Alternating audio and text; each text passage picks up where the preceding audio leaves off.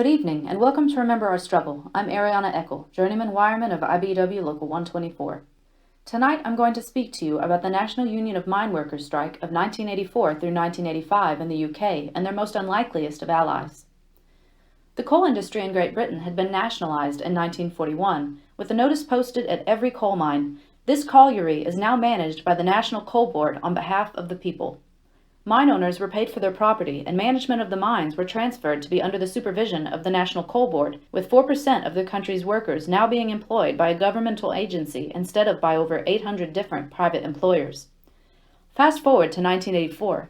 Margaret Thatcher had been elected Prime Minister in 1979, and in the time since, her party had pursued an agenda of deregulation and set about trying to undermine the power of labor unions.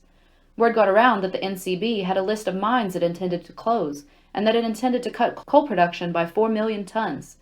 Modernization of equipment and other changes had already seen the coal workforce more than cut in half in recent decades, and the remaining miners were on the defensive and came to believe the time was now or never to make a final stand. Many communities across the UK had no other industries at all save their coal mines, and mine closure meant economic devastation for these communities. The NUM had a more decentralized structure than many in United States unions may be familiar with, and regions of the Union acted semi-autonomously, with some regions being known to be more militant than others. Upon her election, Prime Minister Thatcher set about her plans to restructure the coal industry and intended to close mines that were considered the most inefficient, and fully expected resistance from the NUM and their president, Mr. Scargill, and planned accordingly.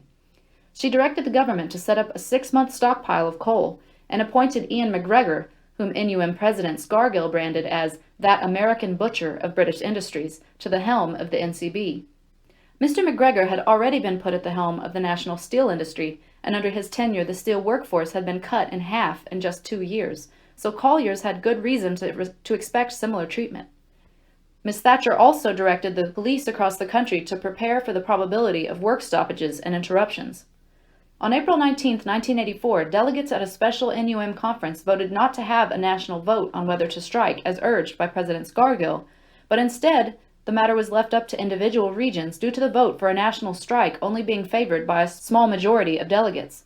The strike was almost universally supported in Kent, Scotland, South Wales, Northeast England, and Yorkshire, but there was less support across North Wales and in the Midlands. Some mines in those regions stayed open, and the specially prepared police forces provided the strikebreakers with security.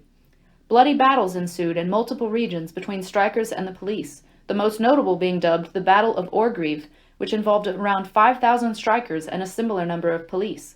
The battle had begun after police cavalry attacked strikers with truncheons. Many legal attempts were made to stop the strike, from court injunctions to a ruling by one judge that the strikes were against the NUM's own constitution, as no national vote had been held on the matter. The NUM's elections that summer saw the unseating of nearly all leaders who had supported the strike and replacement with officers who did not.